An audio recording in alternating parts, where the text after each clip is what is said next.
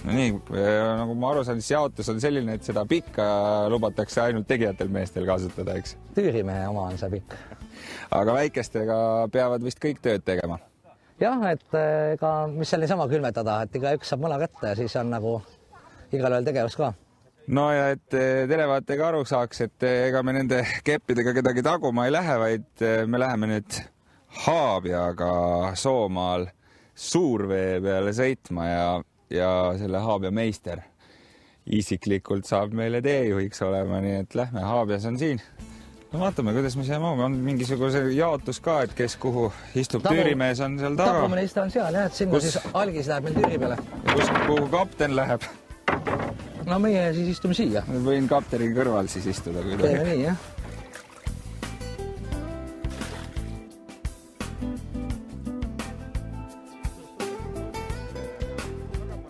Aga et sa pead ikka juhendama, ega ma päris täpselt ei tea, mida teha. Ega siin on niimoodi, et kummagilt poolt raabime, tõmbame ja mõni. Võib muidugi, jah, eks see, et ühes tempos, et üks ja enam-vähem sellise ühtlase jõuga, kuhu poole me tüürimees teab täpselt. See on seal taga, jah, et meie ei tea midagi sellest. Meie oleme mootor. Puhas selline füüsiline tööjõud oleme meie.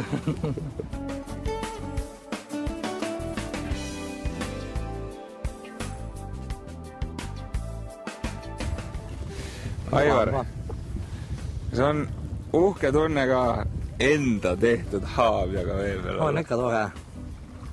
Aga lihtsalt, et kuna selle paadiga on juba ikka aastaid sõidetud, siis võib-olla ei ole ta ei tule nii esile see uhkus. Sa oled üks väheseid või kui mitte öelda, et ainukene, kes on Haabja tegemist õppinud legendaarsete Eesti meistrite käest, kes omakorda on saanud seda jälle põlvest põlve. No siin Soomaal oli meil veel 10 aastat tagasi siis 2 meest, kes olid Haabjaid ehitanud, eluaeg ja ainukene ma ei saa olla, sest et tegelikult oli meil 5 suvel sellised ju Haabja ehituslaagrid, kus kokku vast mingi 50 inimest ehitas omale paati. No aga sa ei saa ju nii tagasihoidlik olla, eks need laagrid olid sinu korraldatud? Jah, et isatalus Saarides nad toimusid. Aga jah, et osad nendest on ka hiljem siis ehitanud juurde ja siis Jaan, üks sõber on siis, kes on ehitanud võib-olla kõige rohkem.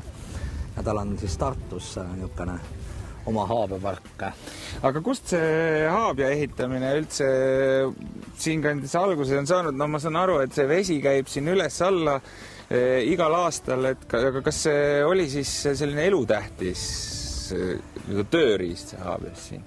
Et see vesi üles-alla käib ja et aeg-ajalt uputab üle heinamaad, majade hoovid, et see usutavasti võiks olla see põhjus, et miks selline paat on siin Soomaal säilinud. Sest veel 100 aastat tagasi oli neid 3 Eesti piirkonnas olemas ja kasutusel, et ka Kasari ääres ja siis Võnnu kandis Tartumaal, see on siis Ahjajõe alamjooksul. Ja kui vaadata, siis need mõlemad alad on ka, kus on nagu üleujutused. Ja nüüd Soomaal on siis võib-olla need üleujutud alad just sellised, kus on inimasustus kõige tihedam, et kui need muud Eesti üleujutusalad on sellised lihtsalt loodusalad. Et seal sellist püsielanikkonda ei ole. Aga et sellise madala süvisega paat, põhimõtteliselt nagu kanuu, et sellega on ju väga mugav oma elu elada ja oma toimetamist toimetada sel ajal, kui muul moel liikuda ei saa. No ainult, et kanuu on tehases valatud plastikust, selle paadi ehitamisega nii kergelt läinud ei ole, et see on üks suurimatest Haabjatest, mis üldse on, eks? No praegult on ta Eestis siin kõige suurem. Et külaajaloos on kirjus, et Tõramaa Pahmanil oli siis Haabjas kuskil seal enne teist sõda 30-ndatel, mis kandis 13 inimest. No hea tahtmise korral siia võib-olla paneb ka 10 tükki sisse. Et vasta oli midagi sama suurt, et kahjuks ei ole sellest Tõramaa Pahmani Haabjasse ühtegi fotot sattunud, et tavaline Sooma traditsiooniline Haabjas on 2-3 inimese oma. Ja samuti siin igas talus oligi reeglina ikkagi neid mitu. väiksem oli võib-olla, millega saad üksinda kalal käia ja siis suurem, millega viia meieresse piima ja noh, ütleme suurema seltskonnaga siis sõita. Aga selle haabjaga on, meiereisse vist piima ei ole veetud, aga rahvuslikult tähtsaid sümboleid on selle sama haabjaga, milles me istume ju veetud.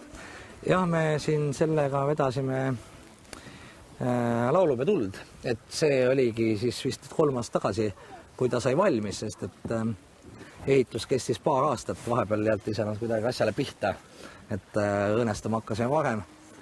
Aga siis said kaared sisse ja tõrv peale ja sõitsime sellega siis siit samast Soomalt alla Pärnuni. Laulupea tuli teatavasti mööda veeteide, et seal Lodjaga mööda Emajõge ja Kalev-Purjekaga mööda Võrtsjärve ja siis Viljandist saadik liitasime haabjatega. Me istume kahekesi siin sees üsna lõdvalt 2 suurt meest. Neid palke mahuks siia 2 tükki sisse. Kus kohast selline puu on leitud ja kas sellisest oleks võimalik üks haabjas valmis voolida või? No jämeduse poolest nad juba lähevad lähedale sellele, tähendab sobilik haavatüvi peaks olema pool meetrit läbimõõduva. Ja see siin konkreetselt oli 80 sentimeetrit, nii et nüüd me istume, ta on nagu 1,5 meetrit lai, nii et need küljed olid omal ajal koos, et see haabeehitusprotsess on nii, et kui ta seest on õõnsaks löödud, siis tehakse tuled maha ja painutatakse need küljed laiali. Ja niimoodi saab siis 0,5-meetrisest tüvest, 0,5-meetrise läbimõõduga saab meetrise paadi.